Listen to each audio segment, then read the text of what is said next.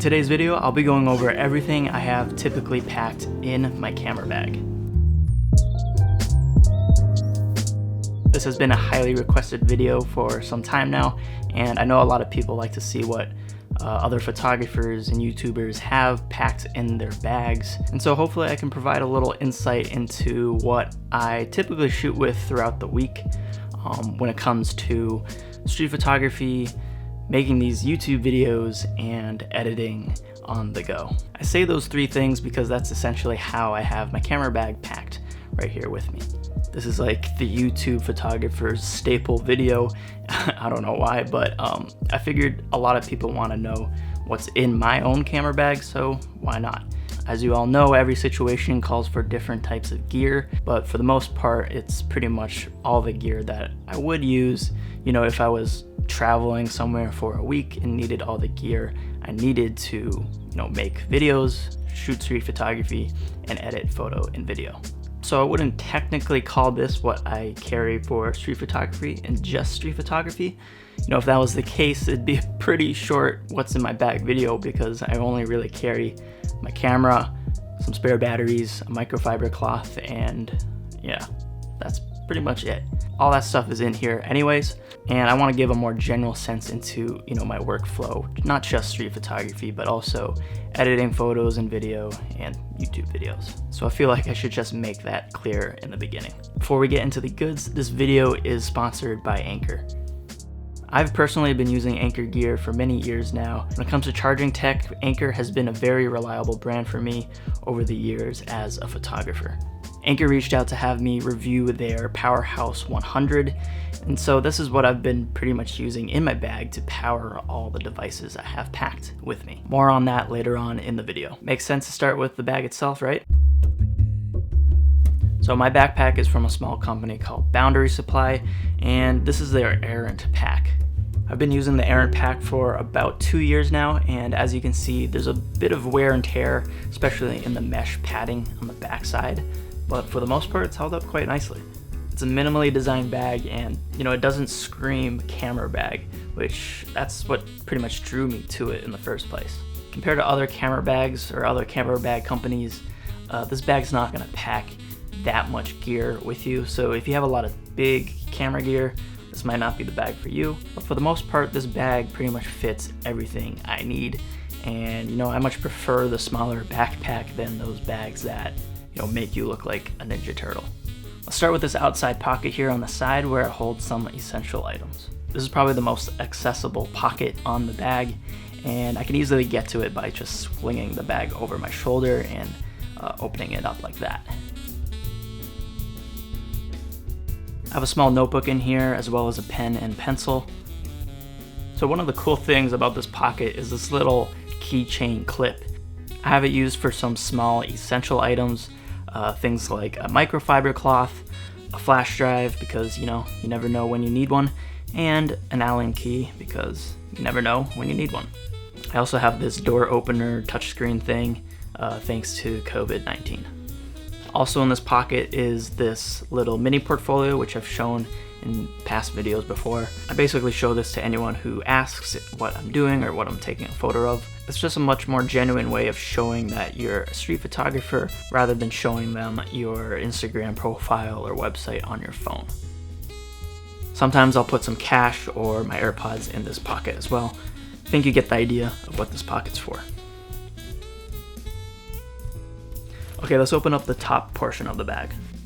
Like many bags these days, this one is also modular, so you can get like additional camera cubes and put them in this bag to turn it into a camera bag. I already had a bunch of camera inserts from previous bags before, so I actually just used them in this backpack.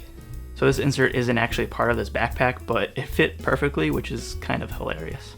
I have a divider in here to make 2 compartments. In here I have my one and only Fujifilm X100V. You guys know how much I love this camera, but if you're new here, this is my go-to camera for street photography and everyday documentation. I actually recently did a video on the channel going over my street photography settings for the X100V, so if you haven't seen that before, check it out. Link should be up here. This strap that I use is from Artisan and Artist, and the lens hood on here is the Square Hood Mark II from Square Hood.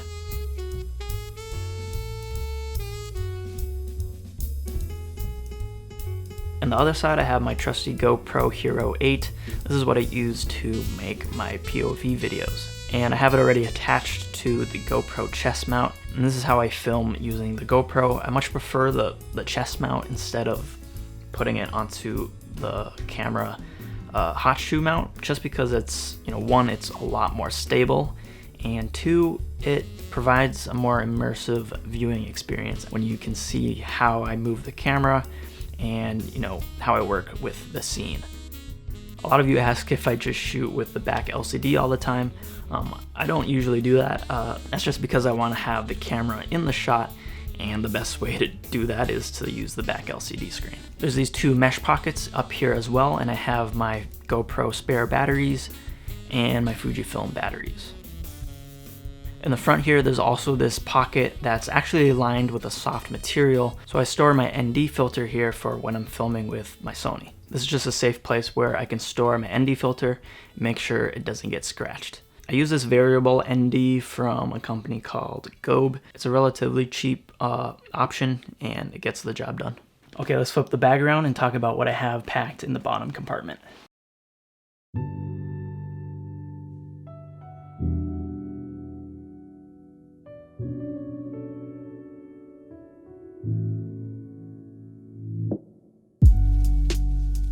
A lot more gear, as you can see here.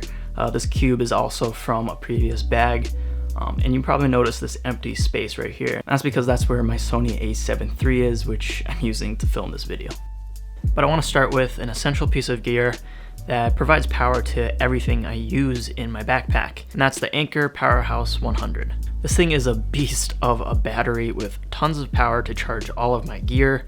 At 27,000 milliamps of power when it's full, the Powerhouse 100 can basically charge my phone, my iPad Pro, X100V, Sony a7 III, and GoPro batteries in one full charge. But in most scenarios, I never really have to charge all those things at once, so technically in a realistic case, this battery can provide me power for a few days on end, which is great if you're frequently on the go and need to charge devices without having to be glued to a wall outlet. Now, this thing is big. I'm not going to gloss over that fact, but it's not big without a reason, considering how much power it can hold and the fact that it has a 100 watt power outlet built into it. The size is actually reasonable. It comes with a fast charging wall outlet, so you can get this to full juice in the quickest way possible.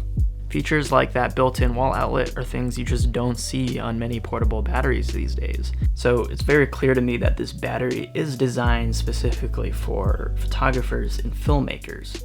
You even have a built-in flashlight that has an SOS blinker if you find yourself lost in the wilderness. This battery is also air travel certified, so you will be able to bring it onto an airplane. Pretty important if you do want to bring this with you when you travel.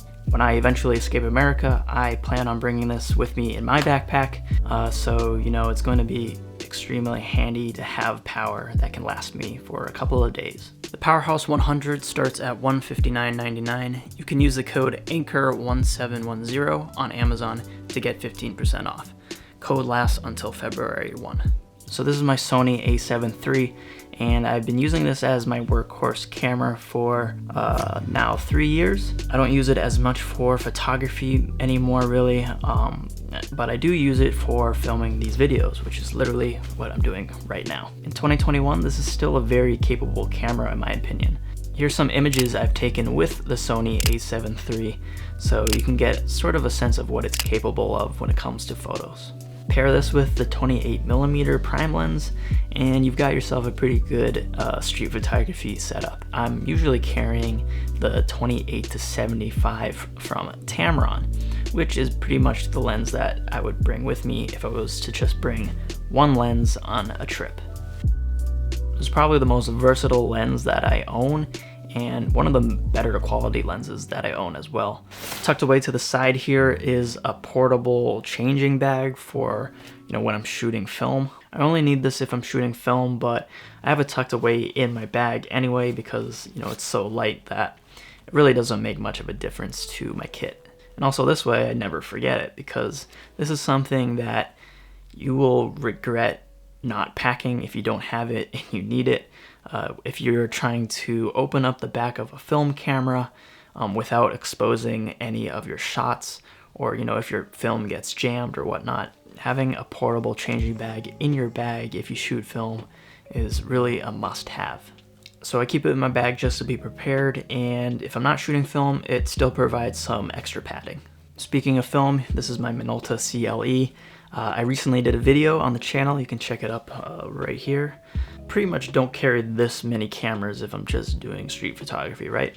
But I can still pack all these cameras because they're relatively small and don't weigh too much. So that's why I can sort of get away with packing 3 cameras in my backpack. There's a side mesh pocket here, and I have stored some rolls of film. This top pocket has some 2020 pandemic essentials.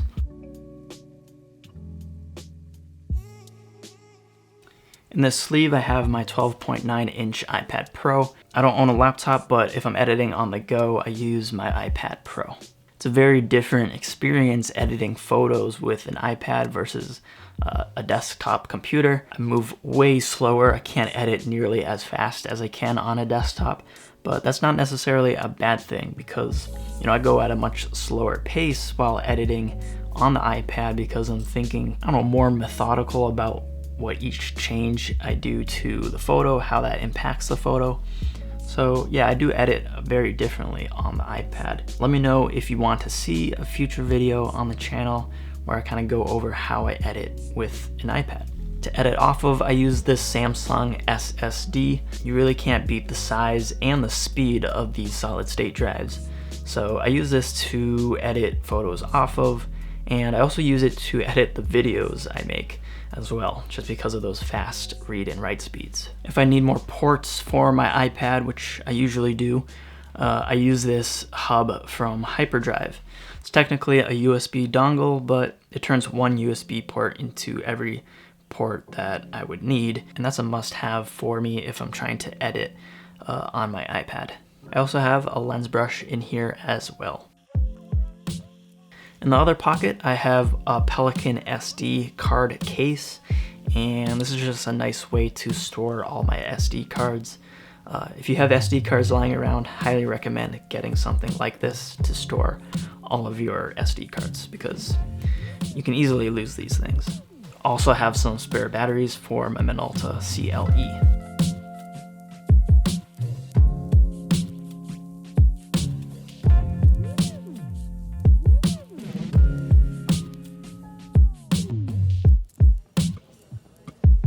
And that pretty much wraps up all the gear I have in my camera bag. Like I said in the beginning, all different kinds of situations call for different types of gear, but for the most part, this is all gear I do use for street photography and making videos. I try to keep it as simple as I can and just bring stuff that I know I will end up using, or just smaller items that, make me prepared for certain situations, like that film changing bag. I don't like carrying this much gear for street photography, but something I've done in the past is actually use my own messenger bag as an insert in this backpack, so I have an option to bring a much smaller bag to do street photography with. Just a little packing hack of mine. So I hope you found this video helpful. I know a lot of people can get obsessed over gear and whatnot, but just a friendly reminder that these are just tools, but they don't directly make me take better photos or film better video. So do keep that in mind. With that said, I'll see you all in the next video. Hopefully it involves me shooting with this Mamiya 645. We'll see.